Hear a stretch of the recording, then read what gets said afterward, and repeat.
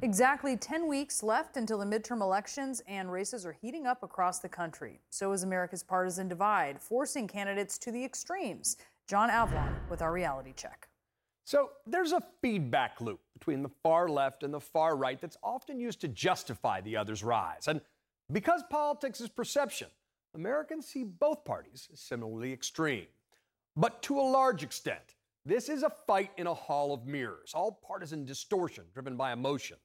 The fact is that the far left and the far right do not have remotely the same political strength in their parties, and this year's primaries provide the receipts. Now, this cycle, we've seen plenty of evidence that Trump's election lies are the GOP's litmus test. One recent analysis by the Washington Post found that 39 election deniers won their House primaries, and that's just in 6 key swing states. By comparison, the far left is falling far short. Now, the so-called squad may play a starring role in Republican attack ads, but they're more famous than powerful. And by my count, there are just 7 House Democrats who officially support defunding the police, but 147 Republicans voted to overturn the election after the attack on our Capitol. Now, extremes are usually louder than they are large. And get this, just 12% of Democrats and Dem-leaning independents describe themselves as members of the progressive left. That's according to a 2021 survey by Pew, which translates to around 7% of registered voters.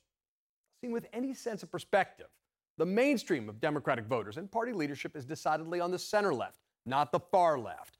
Remember, that's how Joe Biden won the 2020 nomination, by ignoring the social media distortion field and instead appealing to actual Democratic primary voters who tend to be older, more moderate, and more working class than Twitter filibusters would suggest. Now, with the 2022 House primaries, we've got a new metric, so let's dig into the data. Now, in New York's 17th District, Representative Alexandria Ocasio-Cortez endorsed progressive state Senator Alessandra Biaggi to challenge Congressman Sean Patrick Maloney, head of the DCCC. But Biaggi lost big time, 2-1. So too with Max Rose, a moderate military veteran and former congressman from Staten Island who easily outpolled a progressive primary challenger. But of course, it's not just a New York thing. For example, in Michigan's 11th District, Dem Rep Haley Stevens beat the more progressive Representative Andy Levin. In Ohio, progressive firebrand and former state Senator Nina Turner lost a rematch against the more moderate Congresswoman Shontel Brown. In North Carolina's 1st District, State Senator Don Davis, former mayor, military veteran, and pastor, defeated a primary candidate who tried to run to his left.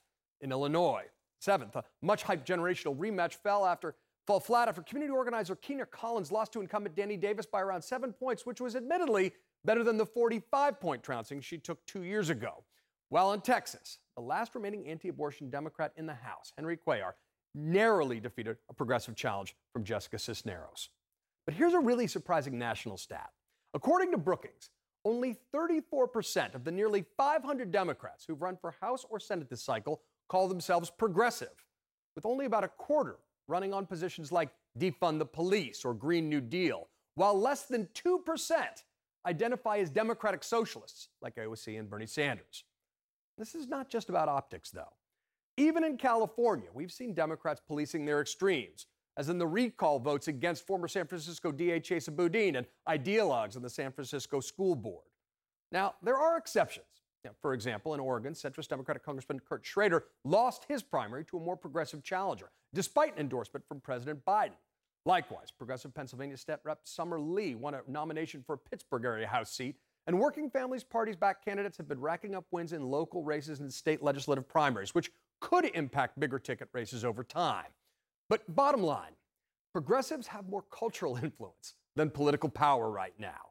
And so despite all the noise about the far left taking over the Democratic Party, the 2022 primary results showed that's not rooted in reality. And if you're still trying to get your head around what's happening, just listen to the raging Cajun, James Carville.